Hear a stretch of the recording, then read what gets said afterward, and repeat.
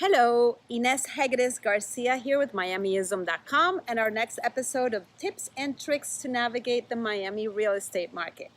I wanted to tell you about a post I just wrote, and I'll include a link here, by the way, and it's about 10 common issues we have at walkthroughs. Now, first of all, what is a walkthrough, you may ask?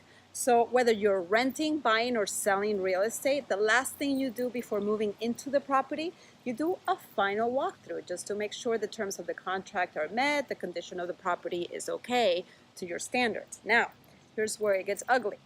The number one issue that we have is cleanliness. Yes, you heard that right. Cleaning. Can you believe that? It drives us insane.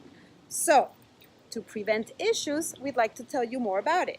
So it boils down to, as logic may tell you, that cleanliness is subjective. So what I may consider to be dirty may be clean for somebody else, and vice versa.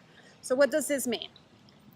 Real estate law says that a property must be in broom-swept condition at a walkthrough.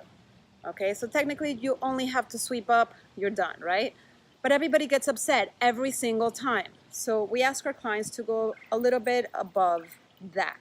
Okay, so what does that mean? Clean, have it professionally clean, have someone clean it yourself, but make sure it's just not just broom swept. Look around, and how would you like to receive the property? Kind of place yourself in the other person's shoes.